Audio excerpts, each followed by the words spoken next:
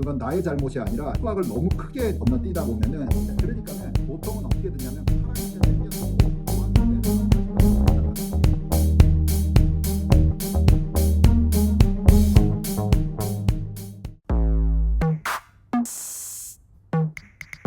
반갑습니다 여러분. 오늘은 이래저래 여기저기 자료들 좀 찾아온 거 여러분들과 공유를 할까 하고, 제 메인은 SAT 시즌이 다가오고 있으니까 우리 온라인 SAT 수업도 많이들 신청해 주시고 있는데, 도대체 몇 학년에 들으면은 좋을까, 이게 궁금하실 수도 있을 것 같아. 그래가지고 들은 생각이, 자료를 찾던 것 중에 칼리지 보드 SAT 회사에서 오픈을 해주는 몇 학년들이 점수가 몇 점이 제일 많이 오르더라, 그 땀표가 있거든. 그거 한번 보여드리려고 또 찾아왔지롱.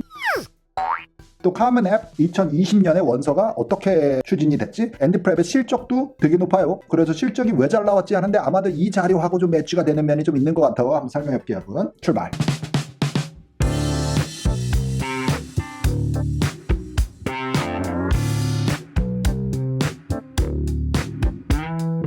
자, 요게 카먼 앱에서 나온 뉴스인데, 한번 보시면은 원서의 숫자를 한번 집중해서 보자고. 우리 이렇게 해서 보면은 한 요 정도의 원서가 2% 정도 증가했다야. 이거는 애플리켄트니까는 한 명, 명수고, 애플리케이션에 한 명이 뭐 대여섯 개씩 지원을 하니까는 11% 정도 늘었다. 19년도보다 코로나 때문에 더 는 거야. 이건 아마 테스트 옵셔널 그것 때문에 그런데, 상당히 기준치를 내려버리니까는 사람들이 혹시 내가 붙지 않을까 하는 찬스 쓰는 확률이 훨씬 높아진 거지. 사실 결과는 그게 막 비례를 한 것 같진 않아 여러분. 근데 아래로 내려와 보면 또 어떤 통계가 있냐면, 이 학교 규모를 한번 볼까? 자, 이 프라이빗 학교들 중에서는 사이즈를 보세요. 자, 10,000명 이하 작은 학교, 뭐 대부분의 아이빌리그들이 그렇고, 또 이제 그거보다는 들어가기가 덜 빡신데 어쨌든 10,000명 이하의 학교, 요거부터 보자. 그러니까 가장 more selective, 요게 아이빌리그들이 많이 포함이 된 것 같은데, 거기는 22% 올랐고, 10,000명보다 작은데 그나마 조금 들어가기가 고만고만한데는 한 4% 어쨌든 늘었어요. 열나 늘었다는 거고. 자, 그 다음에 큰 사립 학교들 중에, 그러니까 10,000명 이상을 얘기하는 거야. 예를 들어 코넬, 유펜 여기 들어갈 것 같아.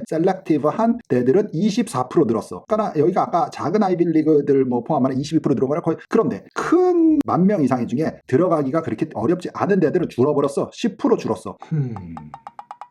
이러니까는 SAT 점수가 얼마나 큰 비중을 가지고 역할을 했었느냐가 여기서 얘기가 나오죠. 그러니까 사람들이 시험을 봤어. 근데 내가 예전 기준으로 보면 이 대학교가 부르는 그 숫자 값을 내가 내지 못했어. 자, 그러면 안 본 것처럼 그냥 테스트가 없어요 하고 그냥 나머지 서류만 접수가 가능하니까 그렇게 지원한 자들이 지금 이렇게 간 거야. 그러니까는 그 하이랭킹 학교들을 더 원하는 사람 중에 고의적으로 안 낸 자도 있을 거고, 진짜 그 지역이 테스트 센터가 기회가 없어서 못한 자도 있을 거고, 거기는 늘었어. 그런데 사이즈도 좀 중대형 사이즈인데 10,000명 이상인데 학교 랭킹이 그렇게 들어가니까 어렵지 않은 학교들은 오히려 10% 손해를 봤다요. 자, 이제 퍼블릭 학교 보자. UC, 버클리, LA, 뭐 미시간 이런 이제 빡센 학교들까지 다 보면은 작은 학교 있지. 왜? 퍼블릭인데 작은 학교는 그냥 그래, 뭐 별 변화가 없다. 그런데 라지 학교들 보니까는 여기는 큰 차이는 아닌데 10,000명 이상의 셀렉티브, 여기가 이제 LA, 버클리, 미시간 이런 데 다 들어가거든. 거기는 약간 늘었어. 그러니까는 예년보다 어떻게 됐어? SAT가 옵셔널인데도 불구하고 퍼블릭 스쿨들은 뭐 UVA라든지 미시간이라든지 UCLA라든지 텍사스라든지 이런 데들은 그렇게 예전보다 뭐 수혜를 입고 뭐 특이 현상이 없었어. Small private college들, large private college들, private college들이 이게 난리가 난 거지. 20몇 %씩 올랐다는 거지. 퍼블릭 스쿨들은 사실 코로나 전이나 예전이나 비슷하지 않았냐. 그런데 여기서 숨어 있는 거는 지금 추세를 나오는 겁니까? 우리 유학생 학생, 인터내셔널들이 이게 결과가 좋아. 미시간 내가 항상 얘기했지. 14명 썼어 우리 학생. 근데 13명이 붙었어. 삭슬이 했어 거의.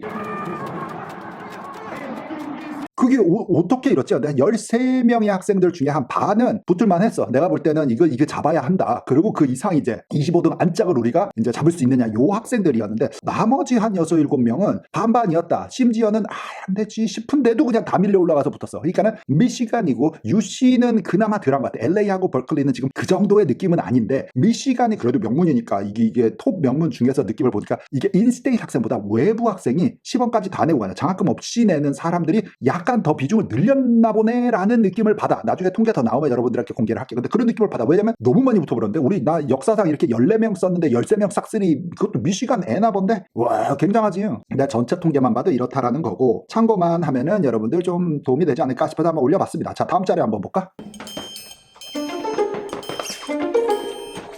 자, 요 표를 보시면은 2020년도에서 주니어 가을 학기에서 주니어 2학기 스프링 세메스터로 넘어갔을 때 점수가 어떻게 됐는데 19년 가을에서 20년 초반, 그다음 20년 상반기에서 20년 하반기까지의 점수 오름표 두 개를 이제 까발려 준 거야, 이들이. 그래도 보면은 이게 스프링 테스트라고 하면은 fall 테스트라고 하면 기간이 언제인지를 먼저 설명을 하죠. 자, 스프링이라고 하면은 시험 SAT 시험 1월부터 6월 달 거까지를 이들이 친 거래. 그리고 fall 세메스터는 8월부터 12월 달 시험에 걸린 거를 친 거래. 그런데 주니어 이어의 fall 세메스터부터, 그러니까는 이 신학기가 시작된 가을 학기로 해야 되니까 미국 제도라고 얘기를 했어. 그때 8월에서 11학년이 되자마자 본 시험 성적에서부터 이제 얼마나 올랐냐의 퍼센티지를 여기다 표현을 해준 거야. 11학년 1학기에서 본 시험 최초 시험과 11학년 2학기 끝날 때쯤 본 시험의 이제 차이, 요 정도로 이해하면 되겠다. 그래서 1400에서 1520이 나온 자들 주니어 때를 보니까는 140점 플러스 포인트를 뛴 애가 1%, 한 110에서 130점 뛴 애가 5%, 그 한 13%는 그래도 80점에서 100점은 뛰더라. 100점 이상은 뛰어서 이 점수에 왔더라. 가을에, 다시 말하지만 가을에 본 시험에서 봄으로 뛸 때야 이거 많이 뛰지. 여기서 그래도 못해도 한 60%는 어쨌든 상승이 되더라. 11학년 초반에 보고와 11학년 후반에 본 시험은. 자, 여기서부터는 여러분 마이너스로 까내려간 학생들도 있어.